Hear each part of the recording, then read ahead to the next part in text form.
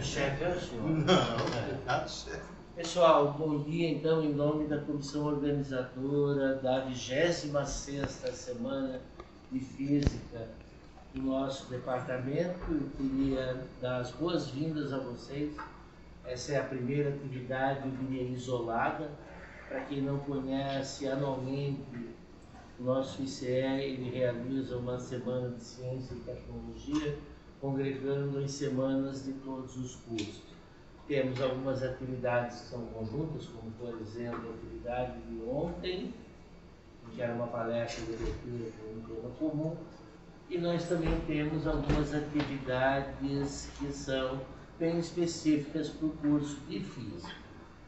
Então, mais uma vez, então, em nome da comissão, eu gostaria de agradecer a participação de todos vocês, especialmente do professor Zé Ricardo, que foi um dos primeiros aí a se manifestar, e o nosso departamento dá de parabéns, professor, pelas 3 vezes que eu participei da organização. A gente envia aquele e-mail de formulário de propostas de atividades e o nosso corpo sempre está sempre respondendo positivamente, ofertando palestras, cursos.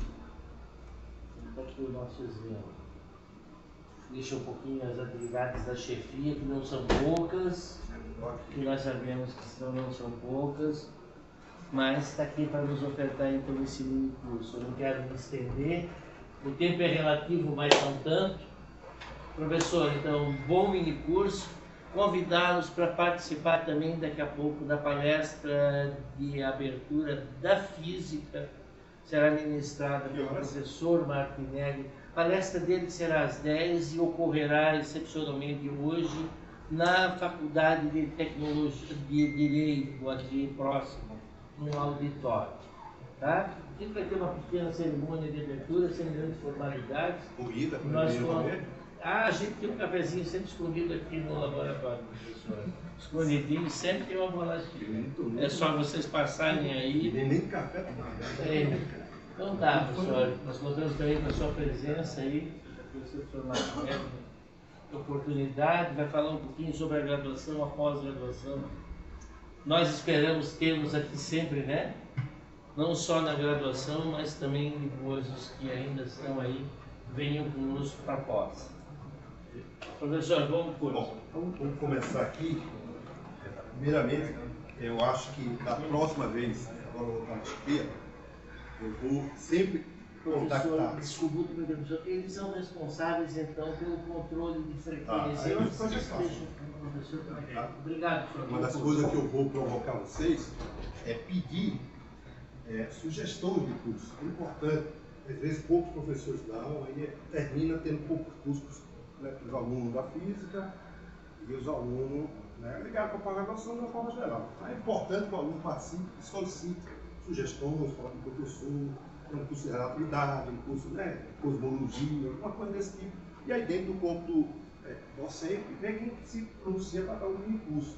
É importante falar um pouco de coisas que não estão na graduação, né, que enriquece um pouco o currículo de vocês e dá vontade de estudar mais para aprender isso. Então, o curso que a gente vai fazer hoje é falar sobre os princípios da óptica quântica, né?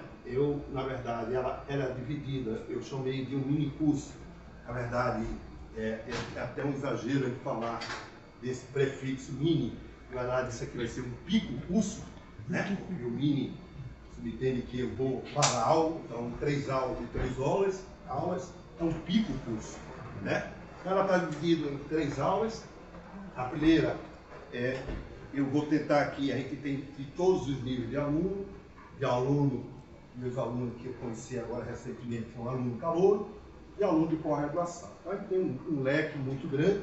Certamente eu vou tentar encaixar todos na medida do possível. Então essa primeira aula é um pouco mais histórica, mais conceitual, que a gente vai aqui falar, né? Os alunos calouros, ela vai ser a aula que realmente vai ficar mais tranquilo. Na aula de amanhã, vai ser um pouco mais técnico, mas eu vou tentar também convencer os calouros, né, das coisas que eu estou fazendo para mostrar para você, para os alunos. Eu não quero ser muito técnico para não assustar os calouros e ir embora, né? Então, meu público vai ser eles. Se eu manter eles aí, vai ser meu sucesso. Né? Então, pelo menos eles vão aprender um pouco mais de física e ver que tem muita coisa para eles estudar e aprender. Então, essa segunda aula, que vai ser amanhã, ela vai ser exatamente uma mistura, que é o que a gente chama na ótica. Eu nem uso o que a gente chama o tratamento clássico, que são as equações de Marx, nem uso os aspectos quânticos da luz. É um meio termo, é o que chama na ótica, é tratamento semiclássico. Então, nem é quântico, nem é clássico. Ele é meio termo. É que chama esses estados coerentes, que eu vou mostrar para vocês como é que constrói. Não é nada difícil, certamente não vai dar para trazer muito detalhe, mas eu vou botar muita referência para vocês estudarem. E finalmente, aí a parte exatamente da ótica. Então, se eu desse um curso aqui para um aluno específico da graduação, eu ia começar o curso daqui, dessas duas aulas em diante. Porque a parte de revisão ia ser 10 minutos. Mas aqui eu vou dar uma aula completa, introdutória, para todo mundo ter ideia de como surgiu a ótica quântica. Né? Mas agora a gente vai ter uma quarta aula, que eu falei com o professor Eduardo, e essa aula vai ser de laboratório. Então vai ser uma aula que amanhã a gente vai dividir por grupo, quem quiser interessar, vai ter um experimento no laboratório, então vai ser uma oportunidade, quem não conhece o laboratório de ótica, né, que é coordenado pelo professor Eduardo, a gente vai fazer um grupo de 10 alunos, por exemplo, depois da minha aula, se não tiver palestra, eu vou olhar direitinho, aí a gente faz visita e vai ter um experimento de óptica quântica lá, para vocês assistirem. Então vai estar lá, aqui um aluno de doutorado do Eduardo, né? Tem outros alunos que estão lá e eles vão ajudar. Aí pelo menos você vê no laboratório, alguns de vocês nem conhecem o laboratório, vai uma oportunidade de conhecer, vocês vão encantar. Quando eu era aluno de graduação, meu sonho é trabalhar exatamente com isso, que é bonito, é laser para cima, cheio de experimento. Então vocês vão ver um experimento de óptica quântica na sexta-feira, depois da minha aula, né? Vocês vão ter, a gente vai fazer, e amanhã a gente vai dividir por grupo, então a gente vai trazer 10 e 10 alunos, porque não cabe todo mundo uma vez só, certo? Então, se tiver interesse, essa aula vai ser um experimento de óptica quântica lá no laboratório. Bom, aqui eu recomendo, para quem tiver interesse, mais detalhe, esse Peter Szolek, esse é um cara, né, na área de óptica quântica, tem um livro, tem vários livros. Se vocês colocarem isso aqui, vocês vão encontrar no YouTube o curso completo de óptica quântica. A aula dele é fantástica. Né? Marketing em inglês, você bota lá o tradutor, não tem problema nenhum, mas a aula dele não precisa nem de tradução. O cara é tão didático e tão bem feito as aulas dele, que realmente, quem tiver interesse mais, tem um curso completo. Então ele tem um curso completo, e você tem o livro dele, né? O livro dele está aí, de óptica quântica, que na verdade é o que eu tentar falar aqui, impossível falar tudo que tem aqui. Aqui seria um curso, né, de óptica quântica. Né? Daqui a 3 semanas eu vou para Mato Grosso, é uma escola mato-grossense, eu vou ministrar um curso. Lá sim vai ser um mini curso, na verdade vai ser um nano curso, né? Que é um pico, lá vai ser um nano curso. E aqui em 3 horas, lá a gente vai dar em 6 horas. Então vai ser o dobro do tempo, vai ser um nano curso, não um mini curso ainda, porque um mini curso, geralmente a gente imagina, 2 semanas e tal, né? Você daria para dar o assunto. Então não vai dar para eu falar aqui em detalhe, mas eu vou tentar passar a ideia para vocês. Então, hoje a gente vai começar exatamente com a natureza da luz. Porque saber o que é a luz, isso vem desde os primórdios da vida. Olha para a luz, olha para o sol, por que isso ocorre. Então, a luz é um mistério de toda criança que olha e é curioso, tenta querer entender o que ocorre aqui. Então, isso, e aí começa os pensamentos filosóficos, né, sobre o que é a luz. Então, a filosofia, né, a gente pode dividir a ciência antes e depois do método científico. Antes do método científico, você pode falar tudo, porque era um problema muito filosófico e não era experimental. Então, o cara podia imaginar da época de Aristóteles. Eu não vou contar toda essa história, a história é muito longa e também nos interessa isso aqui, certo? Mas eu vou passar alguns filmes importantes de rompimento, principalmente depois do método científico. Eu vou falar da história antiga, que não há necessidade, porque não há tempo para falar sobre isso. Mas tem muitas referências na revista de ensino de física, que eu vou passar referência depois, vocês podem ler. É uma coisa muito importante saber história da física. Então, aqui eu coloquei aqui só uma brincadeira, que é exatamente desde a era do fogo até a era que a gente está na fotônica, né? Então, hoje, a tecnologia, esses semicondutores, com problema de tempo, ela vai ser substituída por tecnologia usando a luz. Desde a teoria da informação para vários tipos de tecnologia. A gente já tem aqui na mão o laser, não vou ligar porque acaba logo a bateria. Né? O laser já é uma das tecnologias que se usa em cirurgias. Então a gente já tem essa tecnologia já funcionando e com o tempo a gente vai substituir todos esses. Imagina um computador quântico, eu preciso de exatamente usar a teoria fotônica. Então a teoria fotônica chegou, ela é uma realidade. Mas como é que ela chegou? Bom, levou tempo. Ela levou tempo porque precisou primeiro entender o aspecto do que é a luz, até chegar ao que a gente chegou até hoje. Então vou contar um pouco da história. Então primeiro, o que a gente quer estudar é a óptica. Então, o que é que a óptica faz? Ela estuda as propriedades da luz. Todas as propriedades que você conseguir ver através de experimento, você quer entender por que isso ocorre. E do ponto de vista histórico, ela é dividida em três partes. A ótica geométrica, que deve-se a Newton, porque é a parte que exatamente que a gente chama de raio de luz, mas o raio de luz a gente vai ver que é a teoria corpuscular. Então é a que a gente chama óptica geométrica, que todos aqui, alguns já estudou, outros vão estudar, que é no curso de Física 4, essa óptica 4, essa óptica geométrica. A outra é a ondulatória, então, exatamente esse rompimento da teoria corpuscular de Newton, da teoria ondulatória de Maxwell. Então é essa parte que vocês vão estudar as propriedades, usando a teoria ondulatória, e consegue explicar. E aqui a óptica quântica, que hoje eu já conversei, a gente vai, num curso de bacharelado, introduzir um curso desse. A gente está na era da fotônica, a gente tem que ter um curso para graduação optativa que o aluno possa optar, e não ficar estudando só coisas antigas, tem que estudar coisas atuais. Isso, para nível de graduação, isso é tranquilo, tá? Desde que a gente coloque com alguns pré-requisitos. Então, a óptica quântica, a gente pode botar o percussor Einstein. Então, exatamente isso que eu vou terminar a nossa aula de hoje e responder algo que Einstein jamais imaginava que hoje é possível. Então, os experimentos que ele tinha na época, ele realmente, o trabalho dele foi, ele dizia que era provisório e hoje é definitivo. Então, aqui tem uma história em 2015, ou foi 2005, teve o Ano Internacional da Luz. Então, a Sociedade Brasileira de Física, toda, fez uma comemoração em todas as universidades, palestras, essas coisas tudo, e foi atrás exatamente, historicamente, quem foi a primeira pessoa que escreveu um livro de óptica da humanidade. Então deve ser, cara, esse eu não sei a pronunciar, eu vou chamar Alhazen, ele escreveu o primeiro livro, se vocês pegarem o material que eu vou passar para vocês da revista de ensino de física, tem um artigo só sobre isso, que você vai ver exatamente algumas coisas. Então, foi as primeiras teorias que a gente tem descrito na humanidade para descrever as propriedades da óptica. Então, veja que ele é percussor a Newton. Ele é antes de Newton, e isso não está muito escrito nos livros didáticos, mas isso foi resgatado em 2015.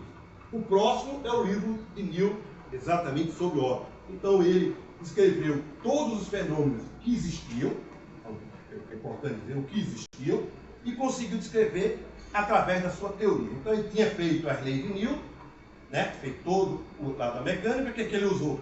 Tentou interpretar tudo usando exatamente as leis de Newton. E ele conseguiu explicar e foi bem sucedido. E a partir daí você tem toda uma evolução até chegar na óptica quântica. Então os livros vão evoluindo, óptica geométrica, essas coisas vão ter óptica ondulatória, e hoje a gente chegaria exatamente, esse é o curso que eu pretendo um dia administrar no departamento de física para os alunos de graduação, um curso de óptica quântica, um curso optativo.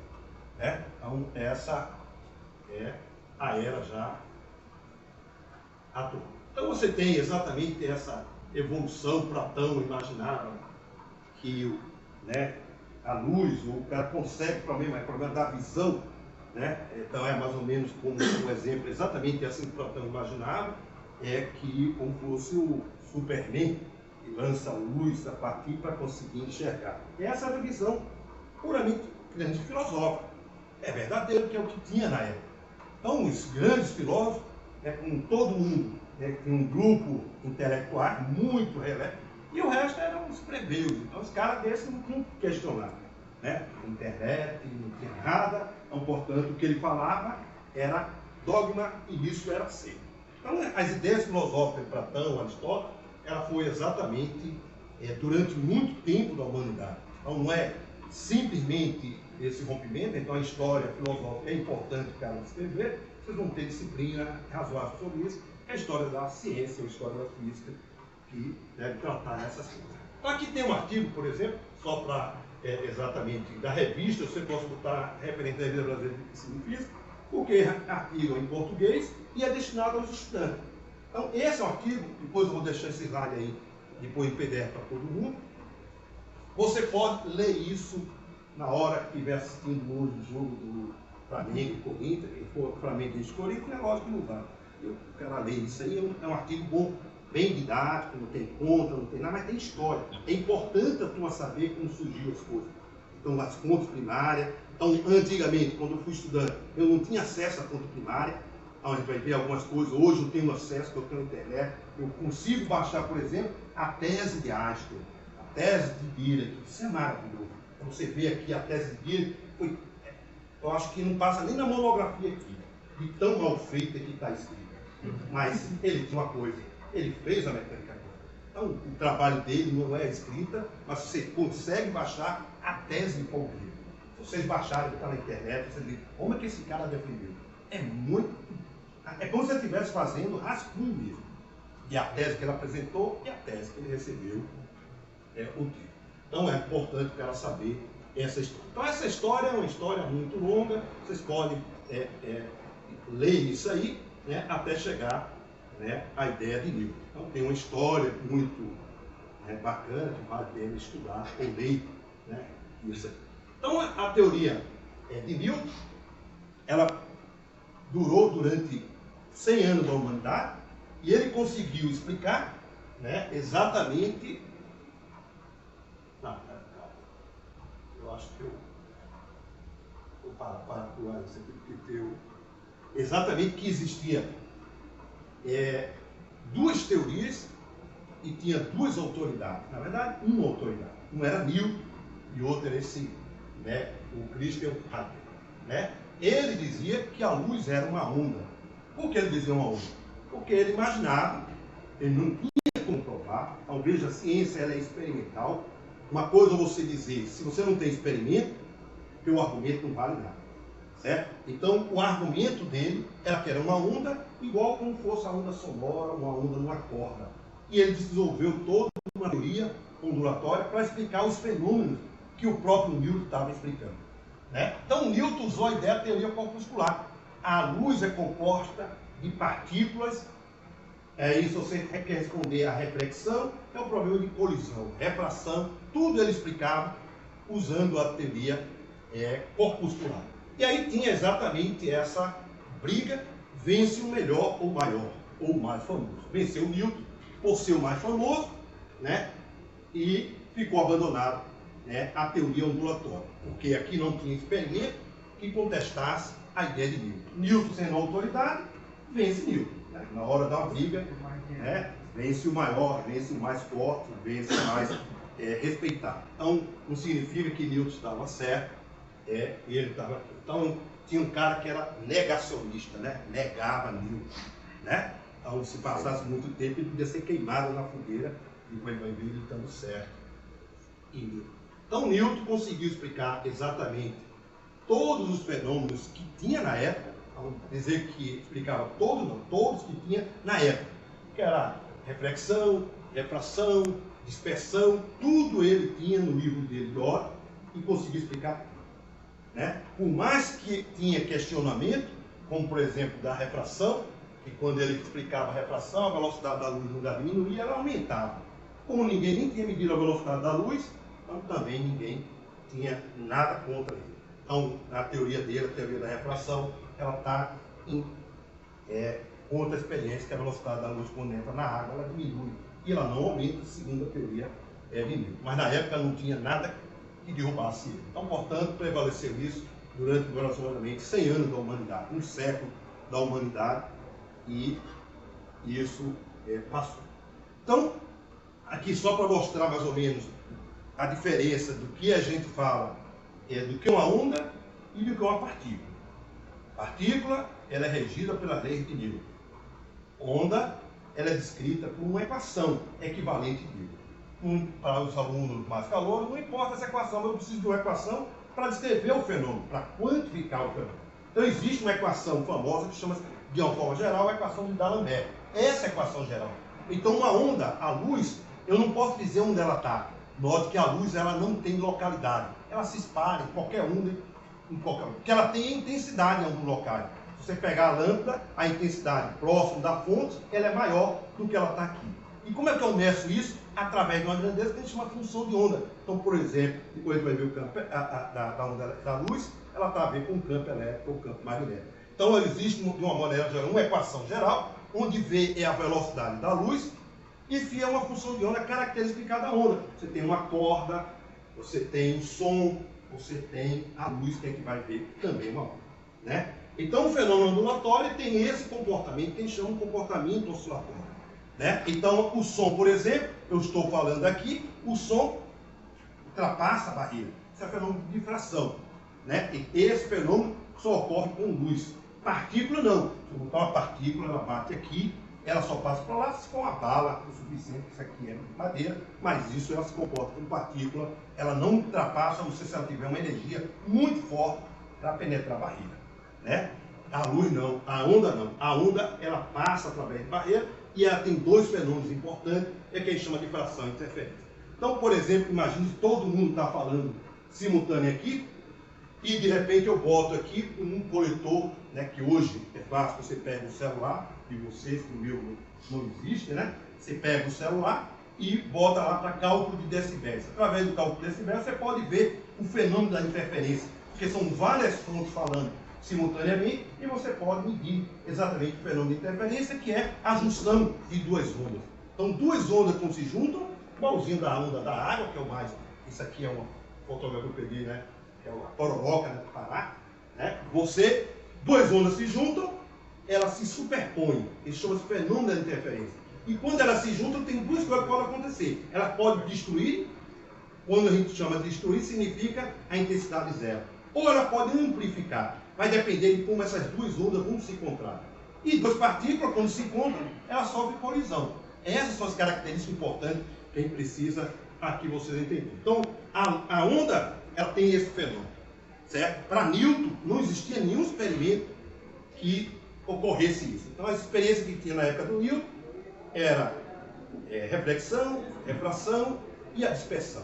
Tudo isso ele explicava com a ideia, né, teoria corpuscular. Então, a onda tem essa característica. E é essa característica que as pessoas foram procurando durante a humanidade para derrubar o Newton, né? Talvez demorou muito, né, para a gente fazer um fenômeno. Então, fazer com som é fácil fazer isso, certo? Com a água é muito fácil, mas fazer com a luz foi muito difícil. Então, por isso demorou muito, né, você desenvolver técnicas para você fazer esse experimento, certo? Então, esse é o fenômeno ondulatório. Então, tudo que ocorre isso é onda. Tudo que ocorre colisão é partícula, certo? Então, essa é a ideia que tem que ficar para vocês entre os dois comportamentos. Então, Newton, por enquanto, está vencendo porque ele está explicando todos os fenômenos. Então, aqui tem uma animação muito boa, também muito legal, que chama-se o Doutor Quanto.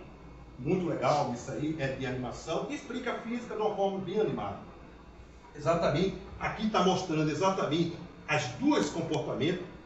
Você bota duas fendas. Então, esse é o experimento, chama-se experimento de Young, que daqui a pouco eu vou comentar.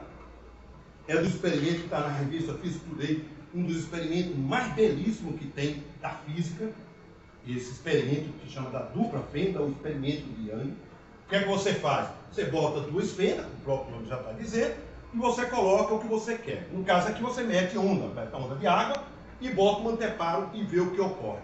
Então, com o anteparo você colocando, você vê franjas, que ele chama de intensidade máxima, onde a onda se superpôs ao máximo, e locais onde esse preto aqui, onde a interferência é nula. Ele se juntou e a intensidade deu zero. Aquela função de onda associada ao meu sistema, ela é zero. Certo? Então, exatamente esse é o padrão que a gente chama de onda, quando você faz o experimento da dupla fenda. Aqui é o experimento de bolinhas. Então agora você bota bolinhas pequenininhas e bota duas fendas. E coloca e joga ela sobre essas duas fendas. E deixa lá o tempo passar. Aí quando você for ver o anteparo, ela tem duas faixas de intensidade máxima exatamente na frente das duas fendas. E isso é o experimento que mostra que aquilo é uma partícula. Então se eu botar um conjunto de partículas, ela faz exatamente isso que tem aqui no nosso mundo plástico. Certo? E as ondas que a gente tem, ela faz exatamente isso. Então eu consigo distinguir um fenômeno da outra através de um experimento. Somente experimento eu consigo dizer se é uma onda ou se é uma partícula.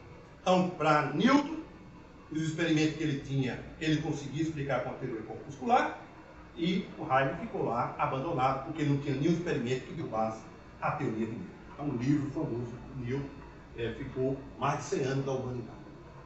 Até chegar exatamente isso. O Einstein dizia, basta um experimento para derrubar qualquer teoria. Então, quando você tem uma teoria, é baseada em experimento. Você tem um experimento que derruba, não é que a teoria está errada, ela deixa de ter validade, porque aquele experimento certamente deixou que aquilo ali só vale sob certa aproximação. Certo? Então, geralmente, quando você faz, você desenvolve uma nova teoria que deve ter como caso particular a teoria anterior. Ninguém constrói uma teoria do nada e abandona o que está lá. Então, você tem uma teoria que volta para a teoria anterior. Então, esse é o experimento feito por Young, que está o artigo original dele, 1800. Então, você vê mais ou menos, vamos botar 1700 aí, 100 anos da humanidade. 100 anos da humanidade, todo mundo respeitando Newton durante muito tempo, e isso ninguém teve questionamento. E vem uma pessoa e faz o experimento exatamente baseado no que o Heisenberg dizia. É uma onda, eu preciso do experimento. O experimento é da dupla fenda, ou experimento de Young. Ele fez o experimento e dá exatamente, aqui está com a luz, é um experimento com a luz, e dá exatamente o padrão de interferência, portanto, ele comprova e derruba o que Newton está falando. Então, Newton dizia que era partícula, o Young agora está comprovando que ela é uma onda.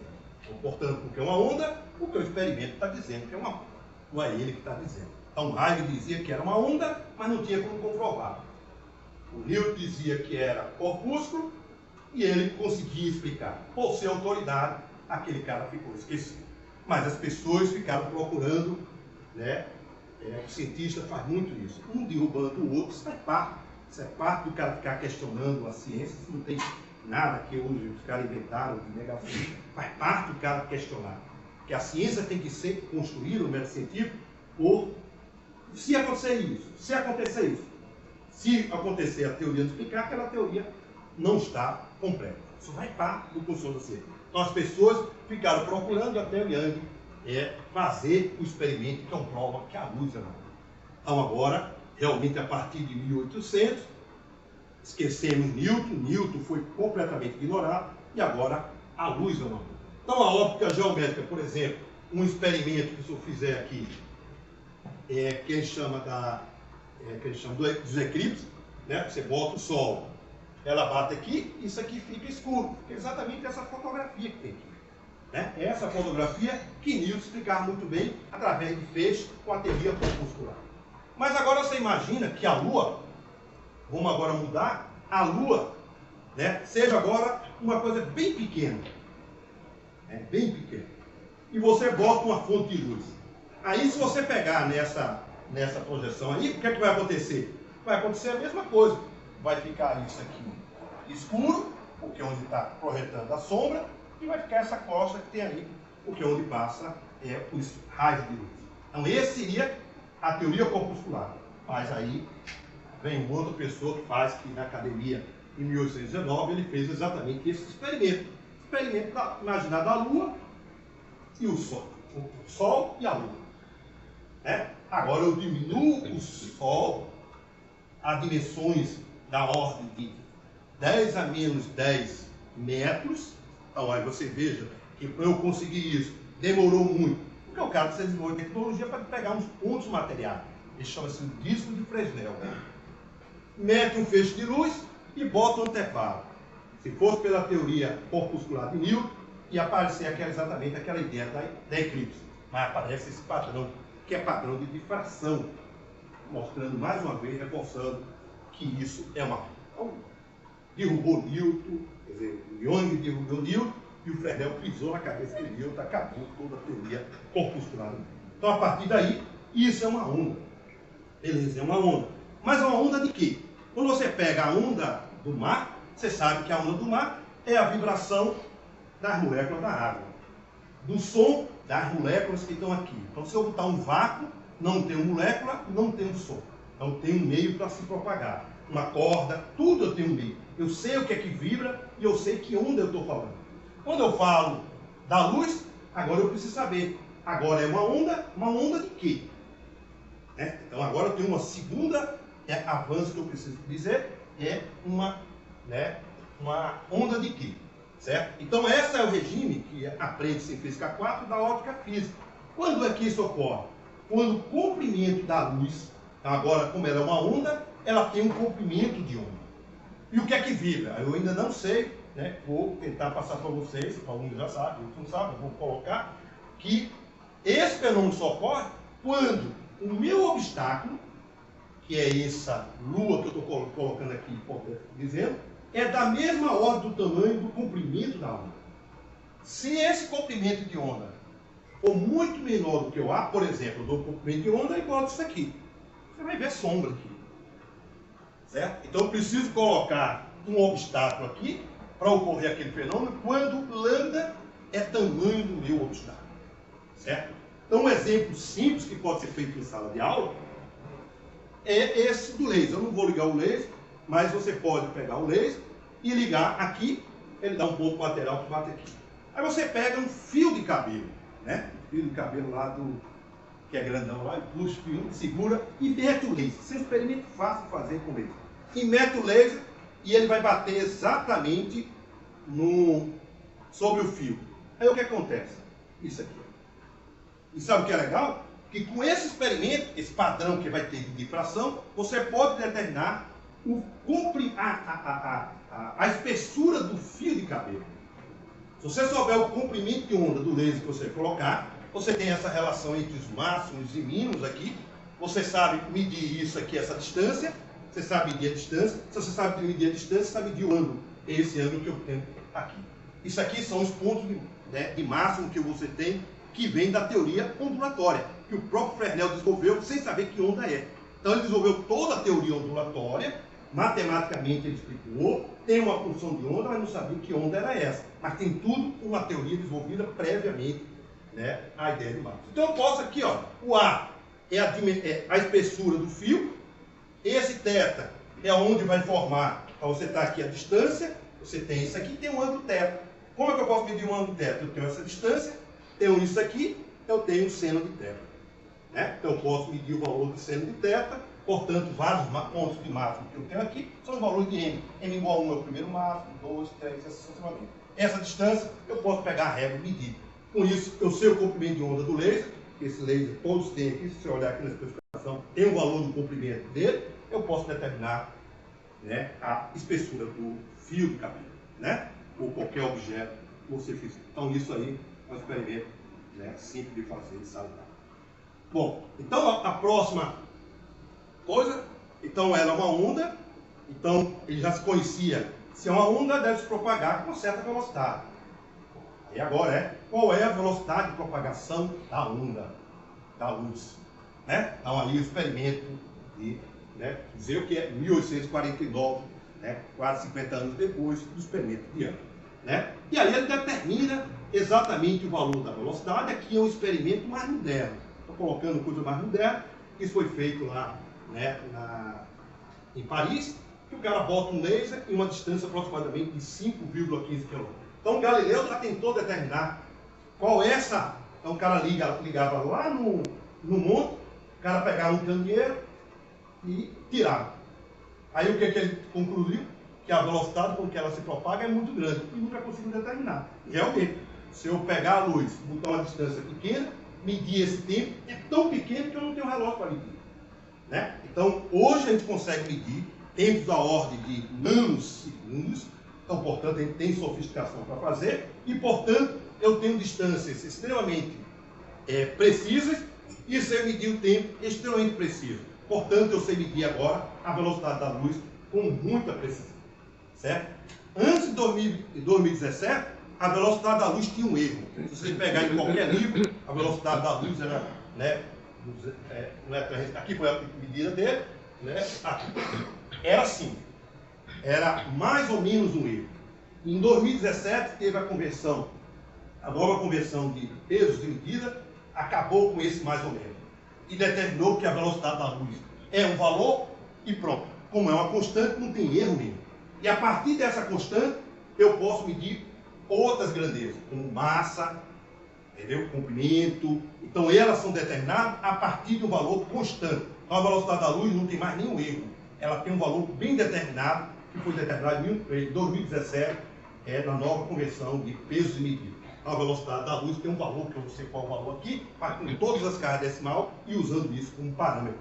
Porque hoje eu preciso de medida, por exemplo, se eu vou com uma balança e vou me pesar, se ela tiver um erro, eu tenho 90, se for 90,1, 90,2 é irrelevante. Mas se você vai medir ouro, aí tem diferença, miligrama vale dinheiro. Se você vai medir coisas menores ainda, um erro, uma reação química de um peso, de alguma coisa, que são menores ainda, então, portanto, você precisa de cada vez mais precisão. Então, os pesos medidos, eu preciso de precisão, não para o nosso dia a dia, mas para um laboratório, para qualquer um evento que o cara possa fazer, que um pequeno erro é terrível. Né? Então, por exemplo, se eu colocar o caso de um celular que a gente tem com uma GPS, o GPS a gente pensa que é simples, mas usa a física moderna, que é a relatividade. Se eu não usar o efeito da dilatação do tempo, o seu erro é da ordem de quilômetro. Então, você bota aqui para localizar, você erra de muito. Então, tem que ter um corretivo de coisa. E tem também a ideia da mecânica quântica. Eu tenho que usar um relógio muito preciso. Então, tem toda uma sofisticação por trás, né, de um GPS.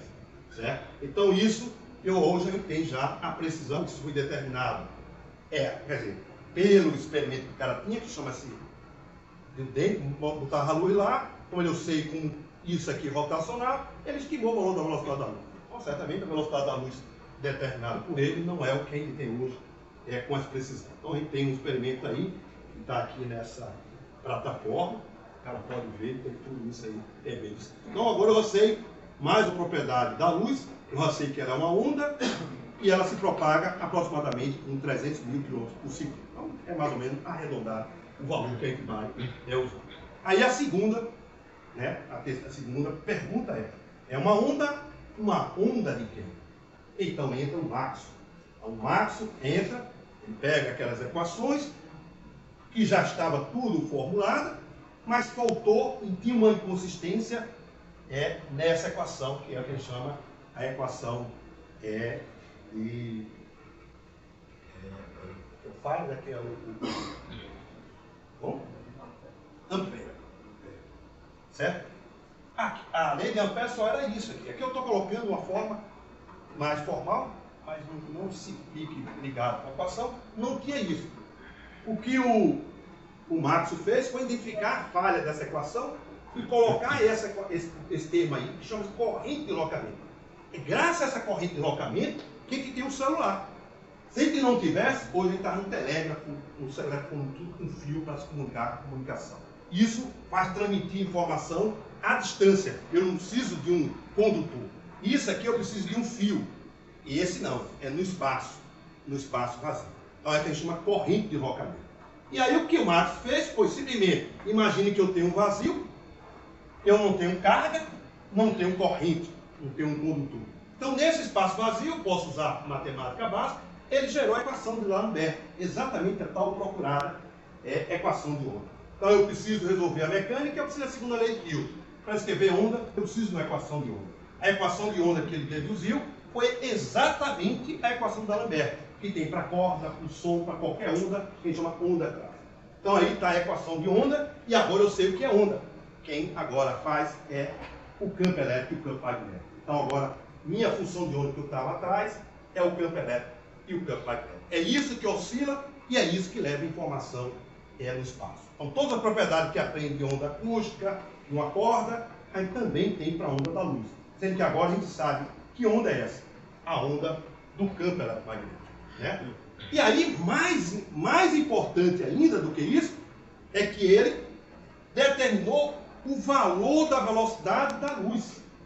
Isso foi muito importante. Então, através dessas manipulações de equações, além da equação, esse C, que é a velocidade da luz, ele determinou a partir de duas grandezas fundamentais que tem lá na eletrostática, a permissividade, e a outra lá no magnetismo, que é a permeabilidade. Através dessas duas grandezas que aparecem naturalmente daqui, ele determinou o valor numérico da velocidade da luz, e é esse valor numérico que se mede no laboratório.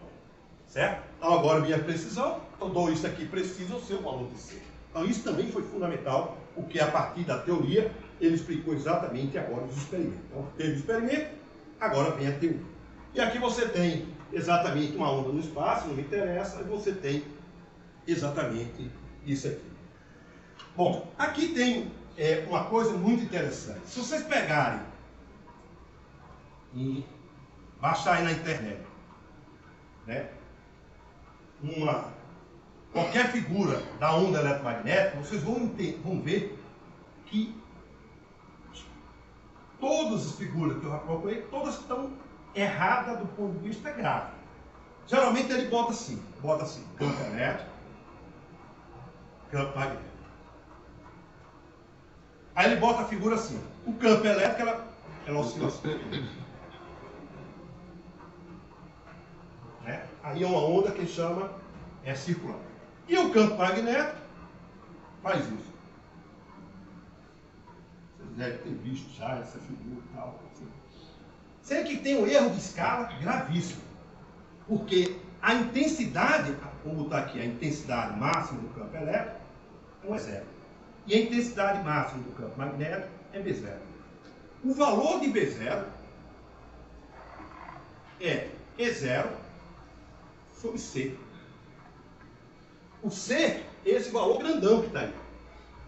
Então você veja que o valor desse pico que está aqui é o valor desse dividido por 10 a oitava.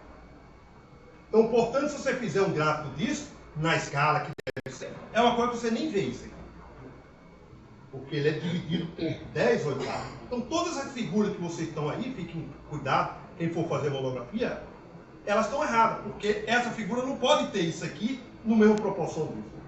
Ela tem que ter isso aqui com a proporção dividida por C, que é da ordem 10 oitavos. Então, no livro, acontece muito isso também é um problema que o cara quer só ilustrar, mas quando ilustra, o cara perde a ordem de grandeza que é importante na física, certo? Então, portanto, esse é o campo. Então, isso agora é uma onda, e que onda é? É uma onda que a gente chama transversal. Por exemplo, uma onda transversal, o som. Eu faço propagar as moléculas que estão aqui na sala. A gente chama de uma onda longitudinal. Eu provoco e a onda se propaga na mesma direção do curso. Uma onda transversal é quando eu pego uma corda, faço isso, e a corda vai perpendicular. O próprio nome já está dizendo que ela é transversal. Aqui é uma onda transversal, porque quem faz oscilar a luz é a oscilação, mas é a variação desse campo elétrico. Então, a variação desse campo elétrico faz a propagação da luz nesse sentido. Então, ele é perpendicular em si, e diz que era uma onda transversal. Né? Então, você veja essas coisas importantes. Aqui é um experimento, até uma figura que o Eduardo me deu lá do laboratório, de um fenômeno de interferência, e você pode fazer esse experimento, bota um espelho semi-transparente, bota uma fonte de luz que a gente chama coerente, que é um laser, passa por aqui, aí ele bate no espelho, e no espelho eles se juntam e passa aqui. Depender de L1 e L2, você tem figuras exatamente, que vai aparecer exatamente o que está aqui. Essa figura de interferência é desse que a gente chama de um interferômetro, e o interferômetro ela serve, né, como você sabe as propriedades da luz, você pode fazer medidas de outras grandezas, como distância, por exemplo. Então, se você quer distância muito precisa, você tem tudo preciso do valor da velocidade da luz, você tem precisão disso, dessa medida, você pode medir distância com muita precisão. E então o interferômetro pode ser usado de forma indireta para medir distância. Aqui eu não vou me deter, porque o nosso tempo é muito curto, já está faltando 15 minutos. Então isso aqui é só matemática básica, só para mostrar exatamente o que tem aí. Então aí você pode provar exatamente esse padrão que tem ali naquela figura matemática, né? Saindo ela não está interferindo. Bom, então agora temos, ela é uma onda, aí ele está dizendo que um campo elétrico cria uma onda. Bom, se o campo elétrico cria uma onda, como é que eu vou criar um campo elétrico variando? Aí exatamente o que chamam de dipolo hertziano. O que é um dipolo hertziano? Você cria um dipolo, que é uma carga positiva e uma carga negativa, e faz com que ele varie no tempo. Como é que você pode variar no tempo? É simples, você pode criar uma carga negativa, liga isso através de uma bola. Esse é um dos problemas que tem em livro de eletromagnetismo. Se você ligar através de uma bola, essa distância aqui você pode fazer oscilar. Aí você tem um campo elétrico, né? Você tem um campo elétrico, então isso aqui vai gerar um momento de dipolo. Quem é o momento de dipolo? É a carga vezes a distância. Se essa distância ficar variando, você tem um R variando no tempo. Se o R varia no tempo, então um dipolo gera um campo elétrico no espaço, lá de eletromagnetismo 1. Então, quem o cara for estudar, vai ver, gera um campo elétrico no espaço. Esse campo elétrico, como o P varia no tempo, o R varia no tempo. Está exatamente aqui o experimento que a gente chama o dipolo hertziano. Ele criou exatamente isso para mostrar que um campo elétrico variável cria o fenômeno da luz. Então aqui sai faísca entre eles. E aí é o experimento que comprova de vez que a teoria eletromagnética está correta, então o campo elétrico variável no espaço gera luz no espaço. Aqui é o experimento mais atual do dipolo hertziano. Você bota duas descargas, efeito rádio, você gera luz. Então o campo elétrico variável cria o fenômeno luminoso. Né? Então está aí comprovado tudo. Então essa história é a primeira parte. Então aqui tem alguns experimentos importantes, que é o problema da calcular a pressão. Então agora a luz exerce uma pressão, assim como as moléculas exercem uma pressão nas paredes, a luz também exerce uma pressão sobre uma superfície. Como é que eu posso, na teoria eletromagnética, Max mostrou que a pressão está relacionada com a energia por volume. Energia por volume. Então aqui a densidade de energia, então exatamente a teoria eletromagnética dá exatamente 1/3 dessa densidade de energia. E aí eu posso fazer medida teórica. Então da teoria, o resultado dessa pressão do experimento feito dá em torno de 7 micronano por micronewton por metro quadrado. É uma pressão muito pequena. Isso pode se medir? Bom, na época não, tá, a teoria. O cara fez o experimento posterior e bate exatamente com a teoria eletromagnética. Então a pressão que exerce sobre a superfície, hoje se mede, então, nós passamos muito tempo, só em 1900, que você tem exatamente a confirmação de todas as propriedades que era mede da teoria eletromagnética de Max com o resultado experimental. Então deu sustentação ao resultado. Então tá aí tudo tranquilo se os físicos não fizessem um experimento e voltassem a estaca zero outra vez. Então você veja que a ciência ela é construída através de experimento. Você faz um experimento, basta um para você contestar uma teoria. Foi isso que aconteceu. Aconteceu em 1887. Então, no mesmo experimento que o Hertz estava fazendo para comprovar a teoria eletromagnética, por acaso, ele observou esse fenômeno que chamava o efeito hertziano ou efeito fotoelétrico, que muita gente conhece. Então, o que é o efeito fotoelétrico? Você mede um feixe de luz, ele arranca elétrico e ele cria uma corrente elétrica. Esse efeito fotoelétrico foi o experimento que começou a colocar em contestação a teoria ondulatória, ou a teoria de Max, que é exatamente isso. Aí começou o problema, porque a teoria de Max já tinha sido testada, validada por todos os físicos, inclusive o próprio Einstein. O Einstein acreditava, todo mundo acreditava. Aí, para explicar isso, a teoria de Max não conseguia explicar. E aí ficou um problema. E esse problema foi respondido só em 1905, através da Max. Então entra aí agora a era fotônica. Então, a era fotônica vem exatamente da teoria de Newton. Então, você veja agora uma mudança radical. Então, veja o trabalho com o Einstein colocou. É um tratamento, né, um tratamento eurístico. O que ele falava no trabalho dele? Vocês leram, tem na revista de Ensino e Física, os trabalhos dele todos traduzidos.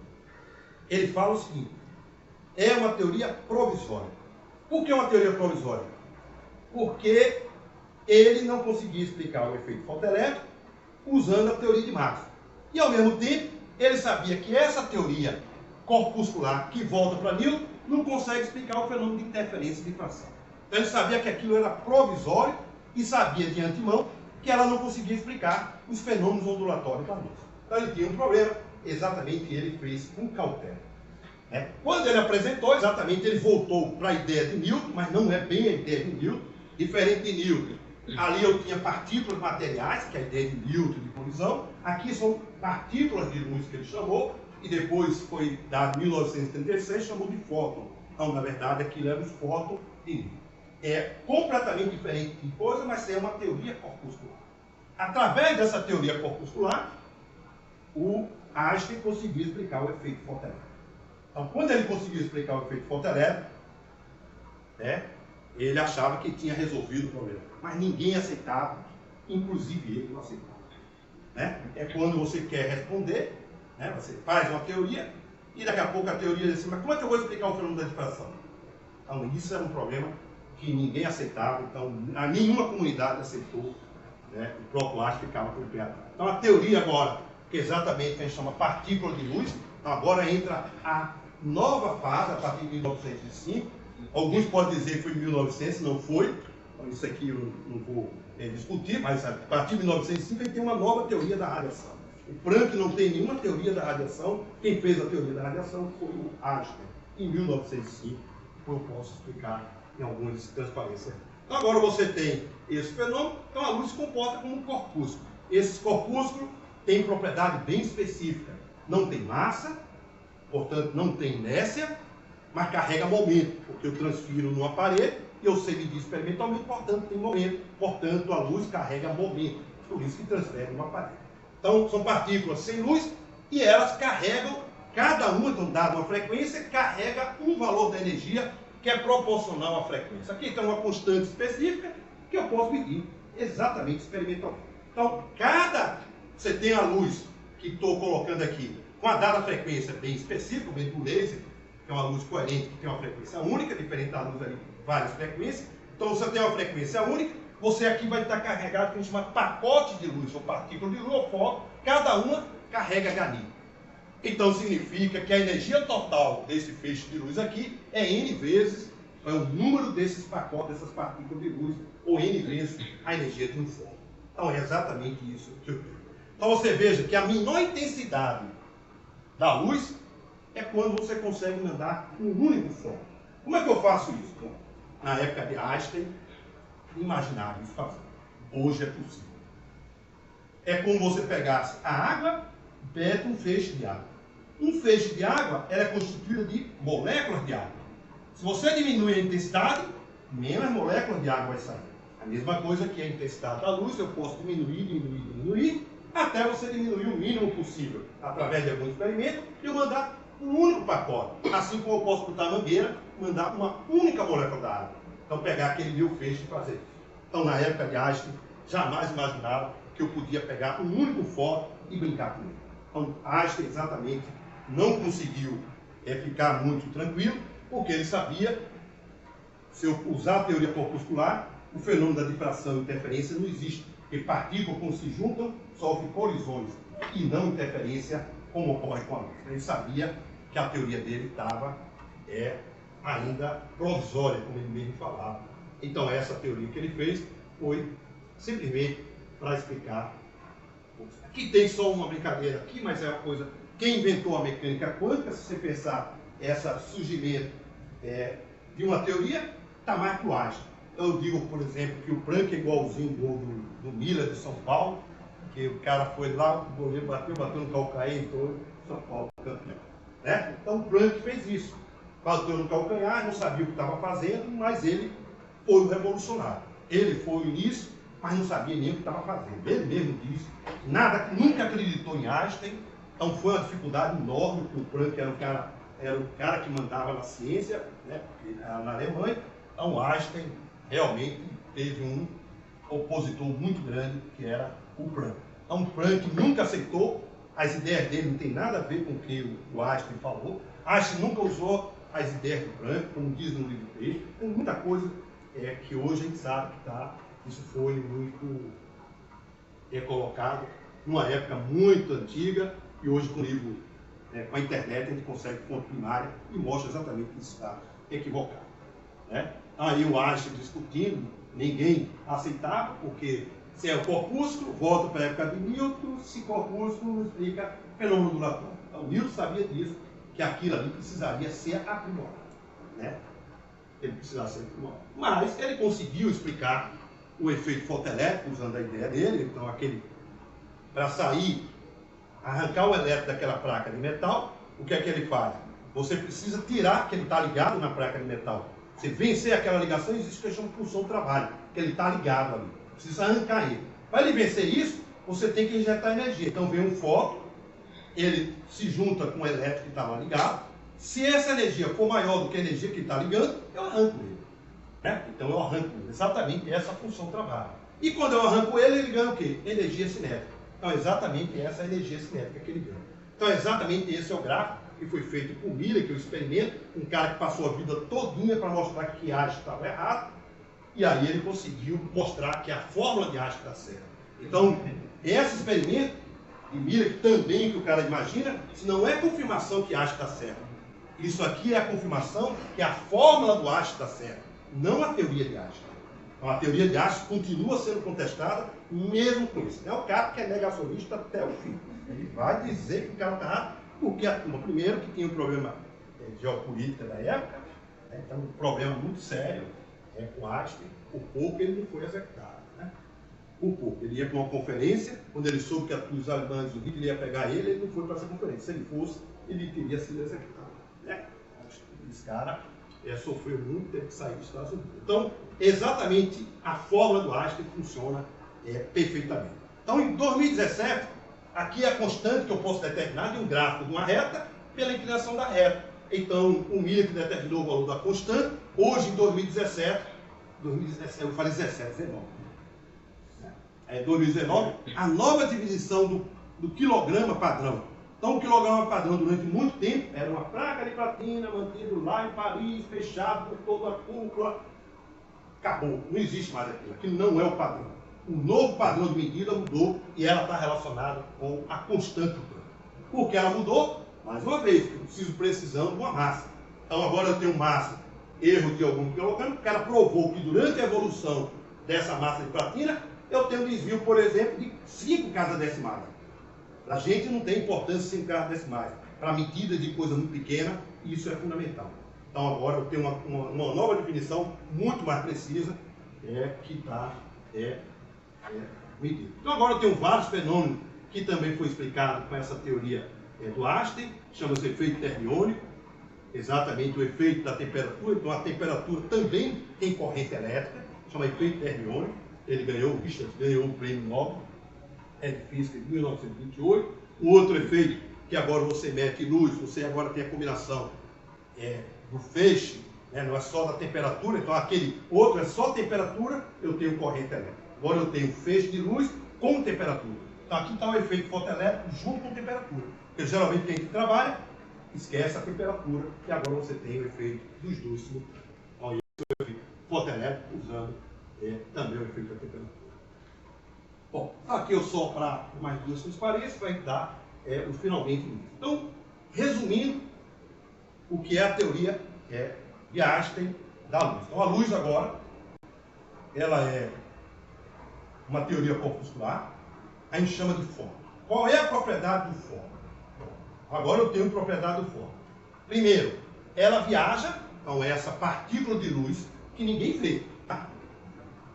Mas tem que acreditar. Assim como Deus ninguém vê e acredita. Não acredite que o fóton existe. É crença. Se você quiser duvidar, eu tenho experimento que a gente vai comprovar que ele existe. Né? Então, ele não tem massa, Então, portanto, massa zero. Por que massa zero? Porque a velocidade com que ele se propaga é com a propagação exatamente da luz. Velocidade igual a c. Para ser velocidade igual a c, a massa é zero. Então, ele não tem inércia. Não tem inércia. Mas tem momento. Então, portanto, ela tem momento. Ela carrega momento. Por que ela carrega momento? Porque eu tenho pressão. Então, a luz bate na parede, ela carrega momento, transferência de momento numa parede, a gente chama de pressão. Então, exatamente, ela carrega pressão. Então, eu sei o valor da energia do foco, eu sei o valor do momento do foco, e eu sei da massa do foco. Então, essas são as propriedades, diferentes completamente da teoria de Newton, que Newton não deu nenhuma propriedade para a partícula dele. Então, simplesmente disse que era partícula e usou a teoria, né, a teoria de Newton, de colisão, essas coisas tudo. Agora eu estou dando propriedade exatamente nessas partículas.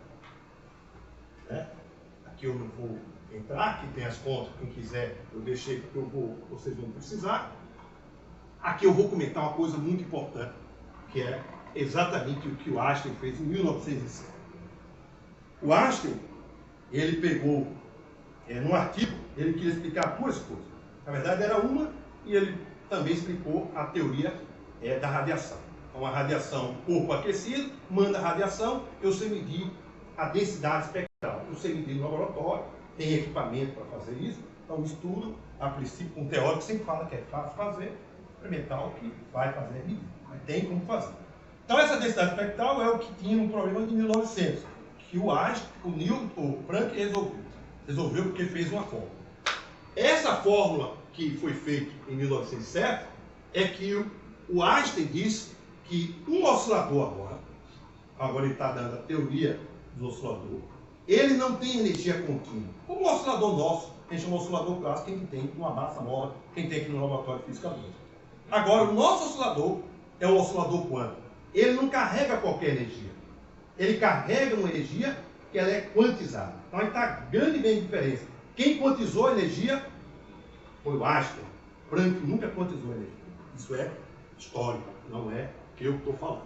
Certo? Então, isso que está aqui foi o Einstein quem fez, porque ele queria explicar o calor específico, como a energia ela é quantizada, o múltiplo inteiro de H, eu sei calcular o valor médio, então tudo isso aí também me interessa a matemática, portanto que ele deduziu essa forma. O que é que isso tem a ver com o que eu estou falando? Primeiro que ele está dando mais suporte, à teoria dele, então ele está usando o que ele chama quantização de energia, que ele já fez em 1905, ele resolveu um outro problema em 1907, então você veja um outro trabalho muito fundamental que os físicos não sabiam explicar, que é o problema do calor específico do sólido. Então o calor específico do sólido, deve ser uma constante, ela diminui a zero. Então constante, que era a lei conhecida, lei do Logue-Petit. Então, com um experimento de criogenia, a temperatura diminui, o calor específico diminui. O Einstein explicou no artigo de 1907. Então no próprio artigo de 1907, ele fez duas coisas. Uma, deduziu a fórmula de Planck. Está aí a dedução como está. O que é que isso tem a ver? Isso tem a ver com erro histórico. Exatamente, em todos os livros que você vê de mecânica quântica e de física moderna, ele comete um equívoco do ponto de vista etimológico ou histórico. Ele disse que quem deduziu isso aqui foi o Planck. Planck nunca fez isso na vida dele. Nunca. A palavra é nunca mesmo. Não é falando. Por que eu sei disso? Porque eu tenho uma fonte primária. Então, quando eu estudei na minha época de graduação, eu estudei com esse livro, o Iceberg. O meu professor falou isso. O meu caderno lá de física moderna está dizendo isso. Durante muito tempo todo mundo aprendeu. E hoje a gente tem internet. Com a internet você vai na fonte primária, começa a estudar. O artigo está em alemão. Você procura em algum local, bota no tradutor e consegue entender como isso se propagou. Então isso aqui, todos os livros vocês podem comprar. Eu não tenho só esse exemplo, mas qualquer um diz. Planck disse que a energia é o múltiplo inteiro de H líquido. Não falou isso, nunca acreditou nisso. Passou-se mais de quase 15 anos, de 1900 até 1915, para ele aceitar que a energia é quantizada. Então você veja que o Planck nunca e jamais falou em 1915. E as pessoas cometem e dizem. Então é um grande equívoco, um equívoco extremamente importante para o cara que está fazendo o curso de física. Então esse é o equívoco didático. Eu peguei aqui específico só o livro do Iceberg, que é muito que é usado aqui. Então é exatamente como está lá no livro. Ele diz que a teoria do Planck diz que é uma NHI. Planck não falou isso, quem falou isso foi o Einstein. Então, portanto, isso aqui não está correto do ponto de vista etimológico. Não é que está errado as contas, mas está errado quando ele diz postulado de Planck.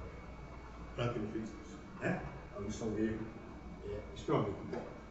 Então, isso aqui, em 1911, teve uma grande reunião para discutir. Então, tinha uma reunião que chamasse a Congresso de Solvay, que o cara se reunia para discutir. Era uma comunidade de poucos físicos. Então, você vê todos os grandes físicos. Você pegar aqui, eu estou aqui com a relação, aí está quase todos os prêmios Nobel de física que tinha na época. Ou o prêmio Nobel que ganhou, ou o prêmio Nobel que iam ganhar. Então, toda a nata da física está nesse congresso. Hoje o congresso é com 2.000 pessoas. Esse é o congresso da nata mundial dos físicos que existia na época. E os caras discutindo exatamente a teoria da radiação e a teoria do Einstein da teoria do corpo. Né? Então, aqui são outros experimentos que você consegue explicar usando a teoria de Einstein, chama o efeito Pompa. Você mete a luz e você agora, a luz interage com a partícula, que é a matéria, você sofre colisão.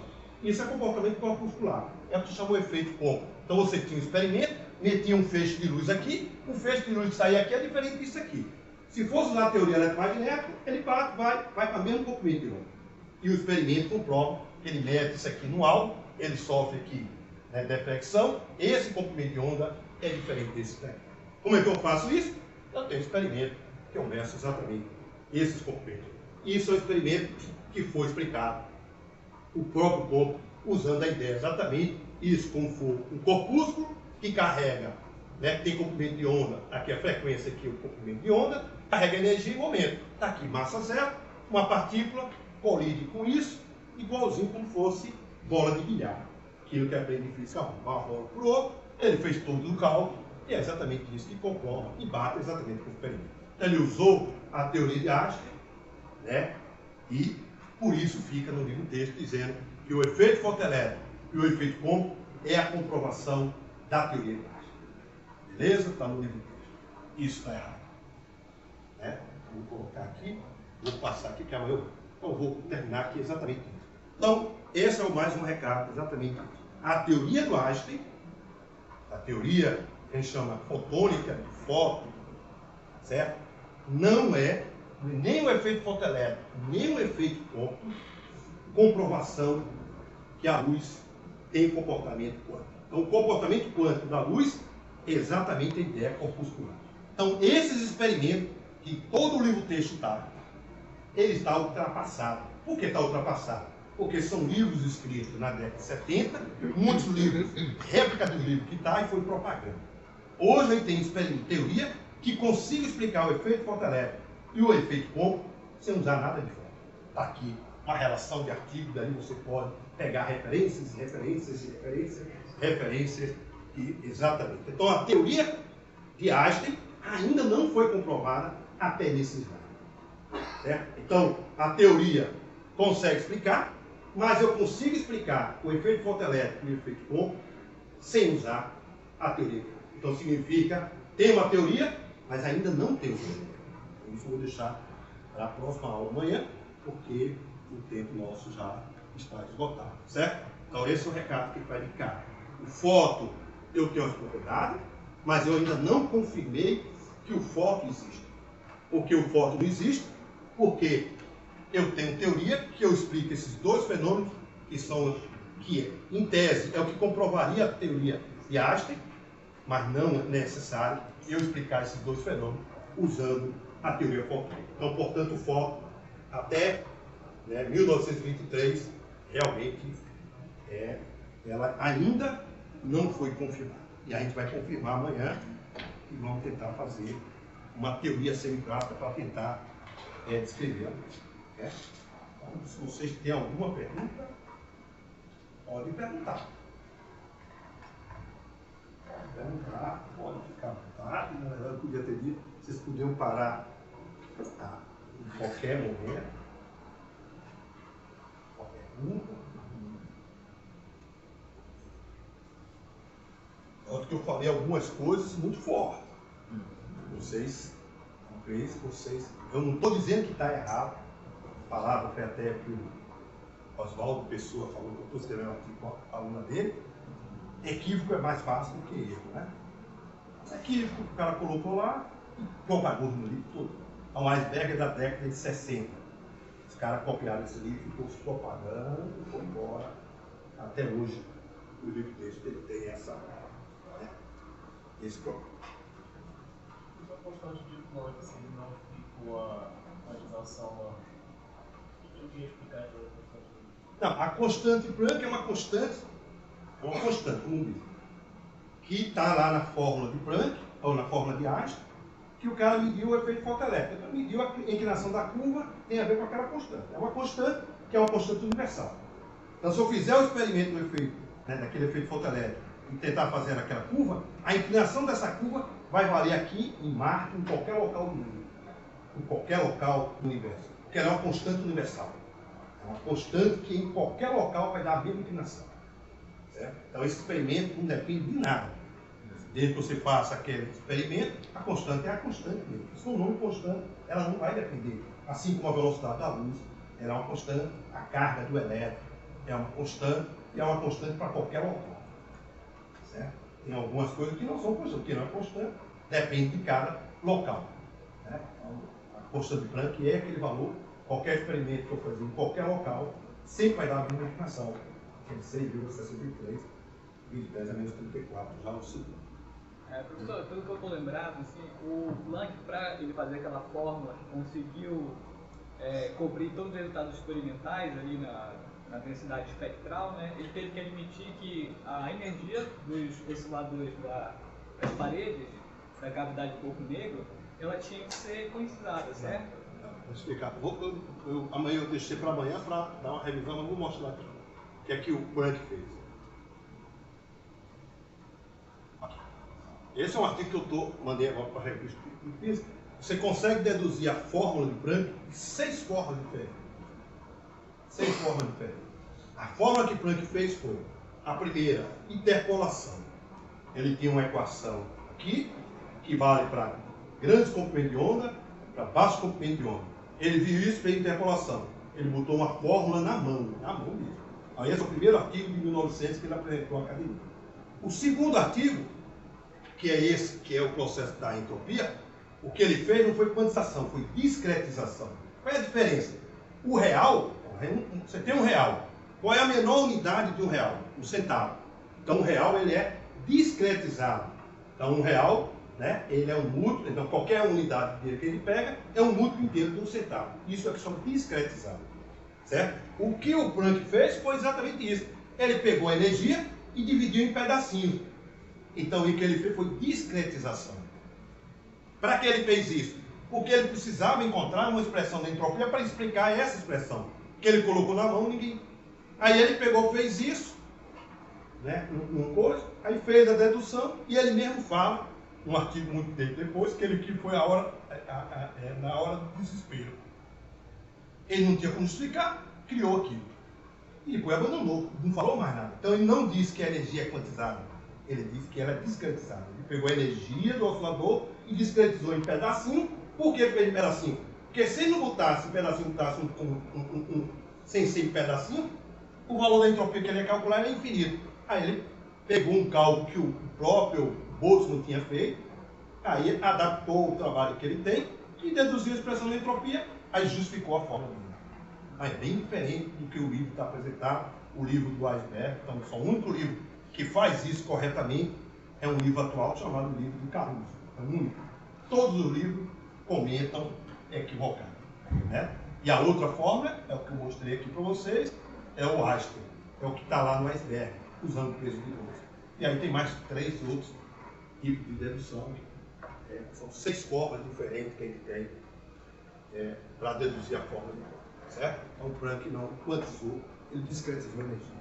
É a palavra mais clara.